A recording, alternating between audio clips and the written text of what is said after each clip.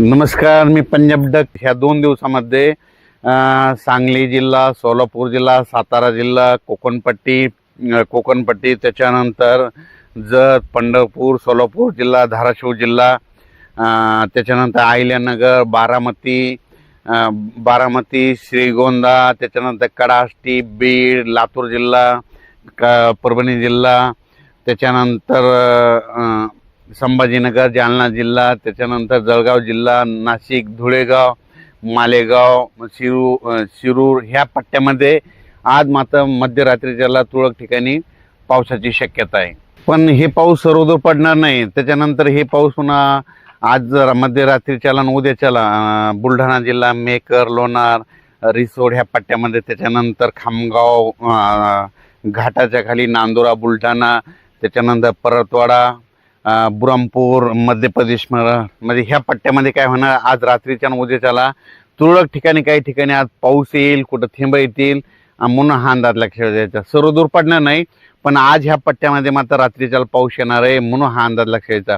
उद्याच्याला तो पाऊस पुन्हा पुढं सरकत जाईल, पुन्हा मध्य प्रदेशकडे जाईल आणि पुन्हा पश्चिम विदर्भाकडे अकोला, अमरावती, वर्धा, नागपूर, भंडारा त्या पट्ट्यात जाईल म्हणून हा अंदाज लक्षात यायचा. पण सर्वदूर नाही पडणार म्हणून ही सर्व शेतकऱ्यांनी सर्वप्रथम लक्षात द्यायचं. फक्त भाग बदलत आहे, तुरळक ठिकाणी पडणार आहे, म्हणजे मोजक्या ठिकाणी पडलेला असेल म्हणून हा अंदाज लक्षात यायचा. त्याच्यानंतर इकडं अहिल्यानगरकडे शिर्डी, त्याच्यानंतर आता बारामती ह्या पट्ट्यात देखील काय होणार आहे, आज मध्यरात्री चांगले थेंब देखील येणार आहे. वीट उत्पादकांना सांगू इच्छितो, तुम्ही दुपारनंतर तुम्ही तुमच्या विटा झाकून घ्या. जे तंबाखूचे निपाणी कर्नाटकचे शेतकरी त्यांना सांगू इच्छितो की तुम्ही कांदा असेल, तुमची तंबाखू असेल तर आजच्याला झाकून ठेवा. कारण की राज्यामध्ये आज रात्रीच कर्नाटकच्या उत्तर कर्नाटककडे जरा जास्त पाऊस पडणार आहे आणि पश्चिम कर्नाटककडे एक असणार आहे आणि पूर्व कर्नाटककडे कमी पडेल म्हणून हे लक्षात यायचं. म्हणजे बेळगाव साईड ह्या पट्ट्यामध्ये पाऊस राहणार आहे, निपाणीकडे राहणार आहे, जतकडे राहणार म्हणून हे त्या शेतकऱ्यांनी लक्षात द्यायचं. त्याच्यानंतर क्रूडवाडीला देखील पाऊस पडणार आहे म्हणून हे देखील लक्षात द्यायचं. पण राज्यात सांगायचं झालं तर हा पाऊस सर्वदूर नाही, फक्त मी म्हटलं होतं वातावरण खराब होणार आहे आणि काही ठिकाणी पाऊस पडणार आहे म्हणून सर्वप्रथम हा अंदाज लक्षात द्यायचा. आणखीन हे 2 दिवस वातावरण नाही म्हणून हे देखील सर्व शेतकऱ्यांनी लक्षात द्यायचं. 29 पासून परत वातावरण काय होईल, परत निवळायला सुरुवात होईल म्हणून हे देखील सर्व शेतकऱ्यांनी लक्षात घ्यायचं. तर आज तुम्ही पाहू शकता, जर तुम्ही कुठं बाहेर वातावरणात गेले असाल तर बघा आज पूर्वेकडून वारे येतील. पूर्वेकडून जोराजोरानं वारे आले, वावटूळ आली की समजायचं असं या 2-3 दिवसात पावसाचं वातावरण नाही म्हणून हे निसर्गावर पिकवतं. म्हणून द्राक्ष शेतकरी असो, तूर उत्पादक शेतकऱ्यांना सांगू इच्छितो की तुम्ही काय करा, आज तुमच्या जर पेंड्या हे असतात तर त्या झाकून ठेवा. कारण की कांदा शेतकऱ्यांनी कांदा देखील झाकून घ्या. कारण की आज रात्री त्याला बऱ्याच भागामध्ये तुरळक ठिकाणी पाऊस पडणार आहे, सर्वदूर पडणार नाही म्हणून हा अंदाज लक्षात यायचा.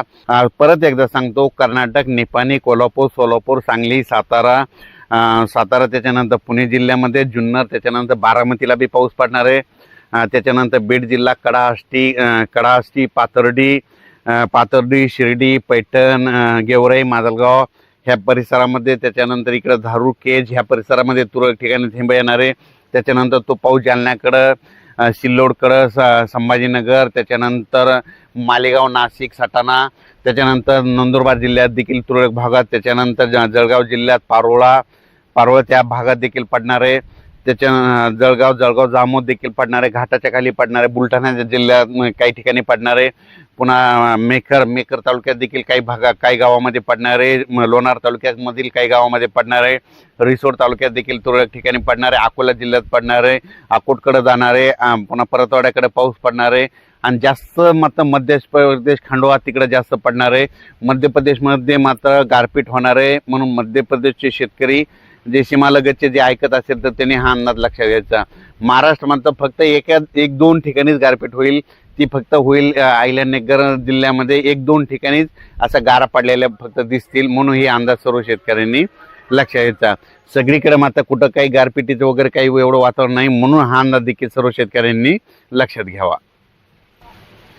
पुढील अंदाज लगेच वातावरणात बदल झाला की लगेच उद्याच्याला एक अंदाज देणं, परवाच्याला देण्यात येईल. धन्यवाद.